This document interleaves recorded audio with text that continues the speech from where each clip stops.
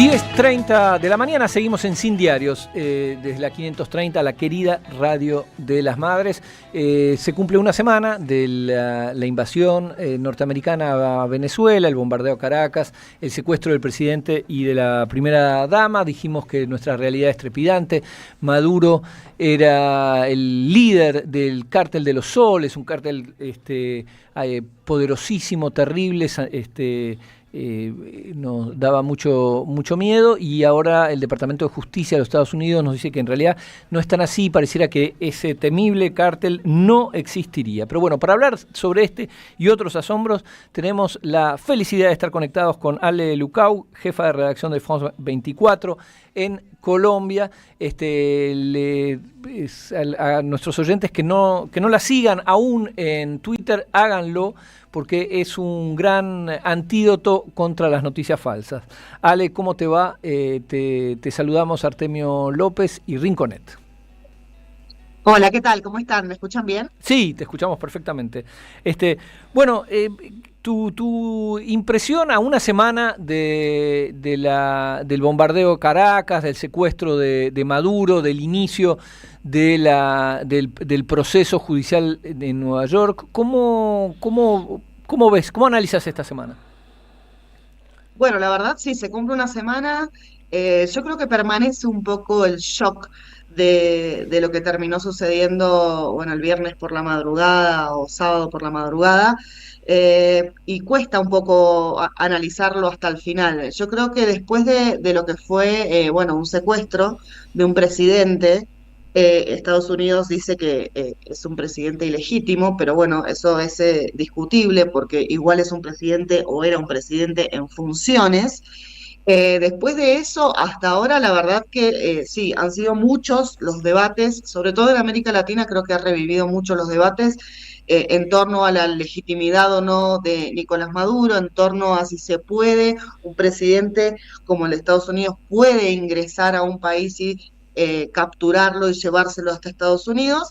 Y después, ya pasando la semana, adentrándonos en la semana, creo que todo empezó a girar en torno a si Delcy Rodríguez era una persona que iba a negociar con Estados Unidos en el sentido de que le iba a otorgar, bueno, todo lo que está pidiendo Trump, que es muchísimo, o más bien iba a resistir, y en las posibles internas que puede haber dentro del gobierno. También la incógnita, que creo que también es la que seguimos teniendo, es esto de si Delcy Rodríguez de alguna manera o algún sector del ejército colaboró con el ingreso que se dice que fue fácil, entre comillas, de Estados Unidos en el espacio aéreo venezolano para la posterior captura de Maduro. Creo que esos han sido los debates, y por supuesto después las exigencias de Estados Unidos a Venezuela durante esta semana, creo que también merecen un capítulo aparte. Se había hablado mucho. Tenemos los audios al respecto. Tanto la senadora Bullrich como el presidente Milei repiten desde el primer momento que no se trata de petróleo, que se trata de principios, de legitimidad, etcétera, etcétera, etcétera. Sin embargo, en eso Trump ha sido extremadamente explícito, y diría con su honestidad brutal característica.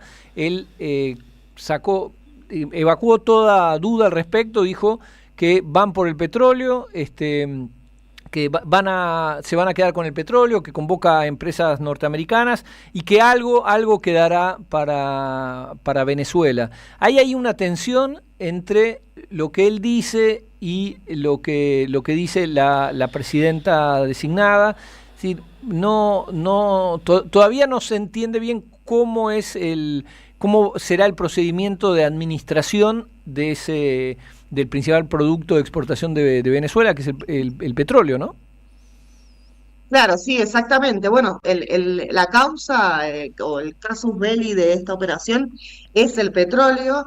Si bien Estados Unidos intentó una narrativa que pretendía relacionar al presidente Maduro con el narcotráfico, y que por supuesto contó con la colaboración de muchos propagandistas y muchos medios de información que de alguna manera tomaron por cierta las acusaciones de parte del Departamento de Justicia, en donde asociaban a Nicolás Maduro como el jefe de una supuesta organización de narcos que se llamaba el Cartel de los Soles, de ahí un montón de artículos en Infobae. Yo discutí mucho con una periodista de Infobae por un artículo que escribió, y que tomó como fuentes válidas justamente el Departamento de Drogas de Estados Unidos, la DEA, y tomó también otras fuentes, y yo realmente le discutía cómo puede ser que se tome como fuentes el país agresor. O Claro. sea, siempre tiene que haber fuentes independientes para poder cotejar la existencia de una organización criminal.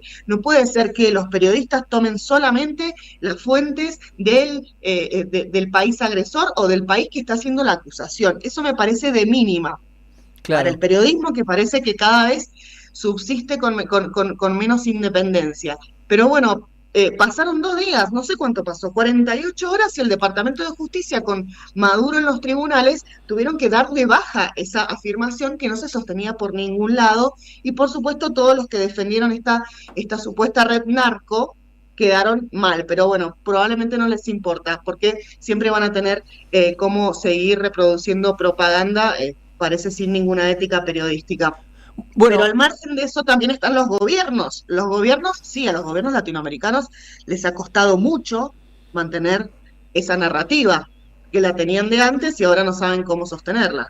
Pero eso en relación a lo que hablábamos del cártel de los soles, pero si querés ahora hablamos de petróleo, no sé si querés decirme algo.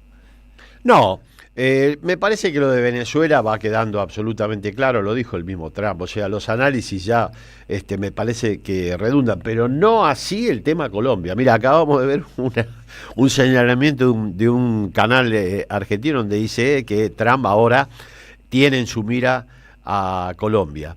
El panorama en Colombia vos lo ves similar al de Venezuela. Nosotros tenemos una experiencia, hay elecciones en Colombia, no sé, creo que para mediados de año, Ale. Sí, Bueno, sí, sí, sí. Junio, la julio. experiencia nuestra es que Trump lo que primero intenta es incidir de una manera decisiva en las elecciones de lo que él considera países bajo su égida, en particular en nuestra región. Si no logra obtener resultados, se abre el interrogante: ¿qué va a suceder? ¿Vos observás que efectivamente la política que lleva adelante Trump para con Colombia tiene la inminencia que tuvo la intervención en Venezuela, o va a observar qué ocurre en las elecciones presidenciales y luego va a tomar la estrategia que desarrolló en Honduras, que desarrolló en Argentina, que es tratar de incidir de manera decisiva en las elecciones presidenciales, en el caso de Argentina de medio término, pero también con un valor en términos políticos central? Claro, sí. Lo que pasa es que esta retórica de Trump contra Colombia y hace un par de días contra México también, Sí, bueno, Groenlandia, también todo. tenemos que claro, tenemos que pensarlo más como una estrategia de negociación. Mm. Por un lado, en el caso de Colombia, lo que pasó fue que se elevó la retórica. Petro también tiene una retórica bastante elevada, y finalmente el día miércoles se hizo una manifestación acá muy grande en algunas ciudades, también no solamente en Bogotá, en contra de la intervención estadounidense, y en ese momento fue cuando terminaron teniendo la conversación Petro y Trump, la primera conversación que tienen desde que Trump es presidente. Bueno, Petro más o menos asumió antes, por supuesto, pero tuvieron la primera conversación, y la verdad que en esa conversación acercaron posiciones. Ujú. Entonces, toda esa escalada retórica que había aumentado en los últimos días terminó bajando después de esa llamada telefónica. Ahora, hay una cuestión muy importante, que es que, bueno, sí, en Colombia existen grupos guerrilleros, los que no se han acogido al acuerdo de paz del 2016, que, como por ejemplo el ELN, bueno, y otras facciones más, que viven del narcotráfico. Ujú. Entonces, también, y el gobierno las está intentando combatir, y al mismo tiempo ha tratado de desarrollar con poco éxito una política de paz total se llama, para tratar de negociar y no llevar a los combates contra estos grupos. Esta es una cuestión en la que Colombia se puede extender a colaborar con una estrategia más militar con Estados Unidos para terminar de eliminar a estos sectores. Eso más allá, Petro no lo ha elegido porque Petro tiene una posición antiestadounidense, pero de alguna manera, si Estados Unidos presiona, y también para Petro es un problema, digo, y para Colombia es un problema por la violencia, porque mueren personas y la violencia es muy grande, eso puede llegar a terminar en alguna colaboración. De todas formas, vuelvo a lo que vos dijiste al principio, creo que Trump va a apostar más a que Petro termine el mandato. Le faltan meses a Petro para terminar el mandato. Sería ridículo que, no sé, hiciera alguna operación tipo capturar a Petro. No, la verdad no la veo. La descartamos. Bueno, con Trump no hay nunca nada que descartar nada porque siempre supera cualquier predicción. Y Colombia es Colombia. Pero, Colombia es un país bisagra para la política exterior agresiva de este sector de la coalición que gobierna Estados Unidos. Pero bueno, digamos que vos la ves menos probable que el esperar elecciones e intervenir eventualmente ahí. No, pero es que claro, hay que decir algo muy importante, que es que también tiene que ver en el por qué Trump no elige a María Corina Machado para sucederla después de que cae Maduro. Así es. No cae, lo capturan, y elige a Delcy, y que tiene que ver un poco con cuál es la estrategia. Yo creo que Trump no está apostando por el momento a desestabilizar tanto la región, pero porque no le conviene a Estados Unidos y no le conviene, por supuesto, a su principal interés, que son sus negocios, los negocios, el petróleo, etcétera.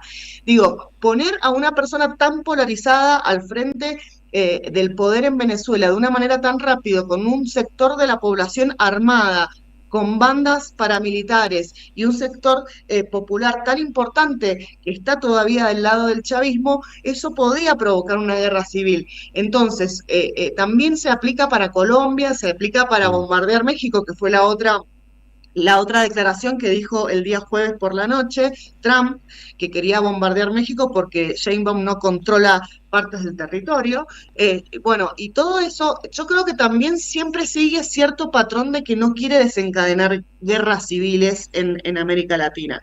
Entonces, eso por ahora pesa. El tema es que, bueno, ¿hasta dónde va a llegar con esta intromisión? Porque en Honduras hubo una intromisión, como vos bien dijiste, en Colombia muy probablemente haya intromisión, y el candidato de Petro, o de la izquierda, que es Iván Cepeda, probablemente salga perjudicado por esta intromisión, aunque bueno, tampoco sabemos si es que Iván Cepeda tendría chances de ganar, pero bueno, al margen de eso, yo creo que va a apostar primero por esto, y va a apostar menos por lo más agresivo. En el caso de Venezuela creo que fue también un último recurso.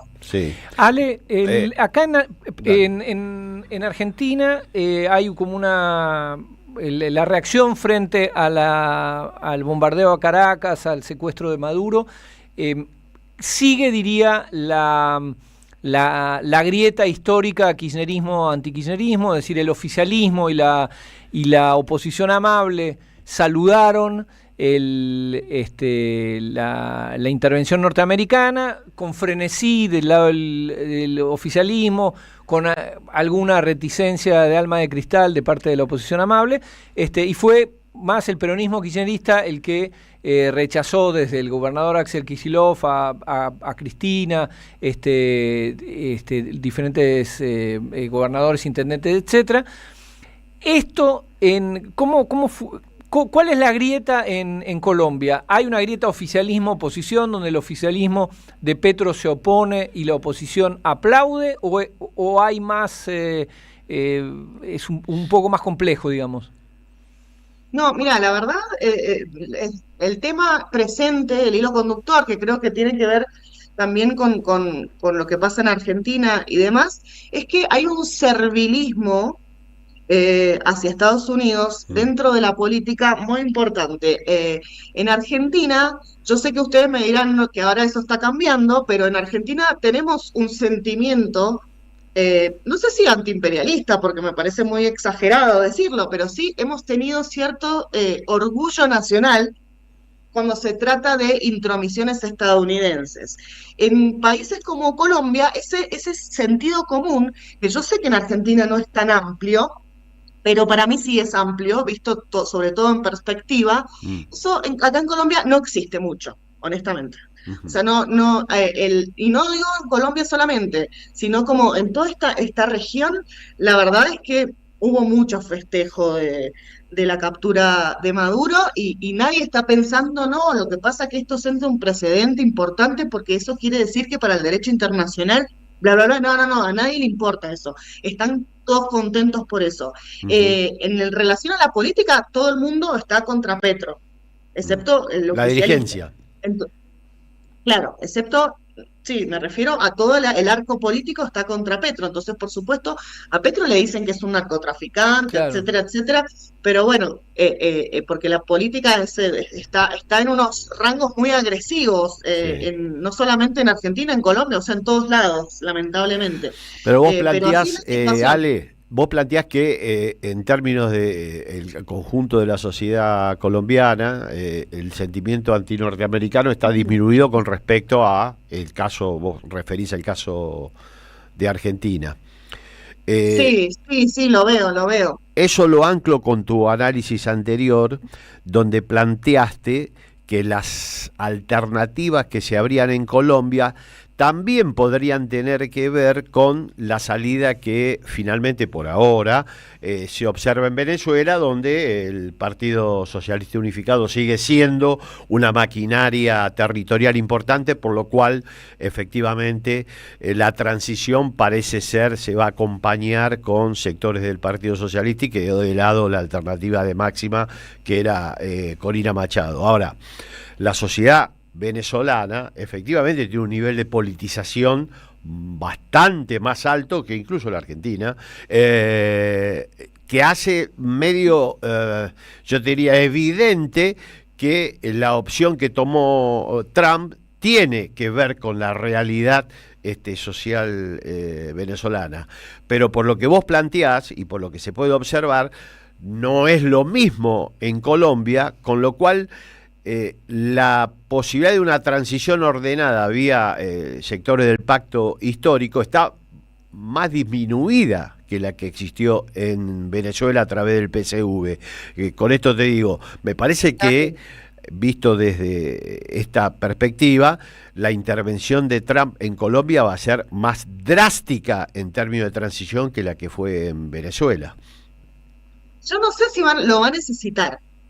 La verdad te digo, no sé si lo va a necesitar Trump, Sí. porque yo no sé, o sea, vos bien decís, o sea, la construcción del socialismo en Venezuela tiene muchísimos años, tiene, bueno, 25 años Sí. básicamente. En Colombia nunca había gobernado la izquierda, y la Así verdad que es. este gobierno, en esta época, digo, en esta época que vivimos tan difícil para las izquierdas gobernar y poder hacer concesiones, la verdad que no ha sido tan masivamente popular como fueron los gobiernos de izquierda o los gobiernos progresistas en la primera década de este siglo. Entonces, Sí. a lo que voy es que no tiene el respaldo ni la construcción histórica que tiene el chavismo en Venezuela, Así acá es. en Colombia. Es un gobierno joven que ha tenido muchas dificultades para gobernar y que tiene una población polarizada. Entonces te digo, no sé hasta qué nivel va a necesitar intervenir Trump para torcer lo que ni siquiera sabemos si va a ocurrir, que es que pueda haber un sucesor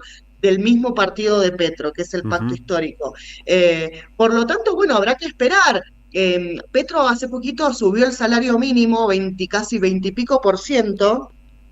Es una medida, y la verdad que vamos a ver, porque esto ha cambiado mucho el panorama, hay todo un revuelo acá en Colombia, porque el salario mínimo era muy bajo y 20% es mucho acá en Colombia, y había mucha gente trabajando por el salario mínimo. Eso, no sé, son medidas que pueden llevar agua o votos, digo, para el año que viene, sobre todo porque es el único presidente también que se ha ocupado durante todos estos últimos años de dar ciertas concesiones a los más desfavorecidos, a los más pobres. Pero bueno, veremos hasta qué punto.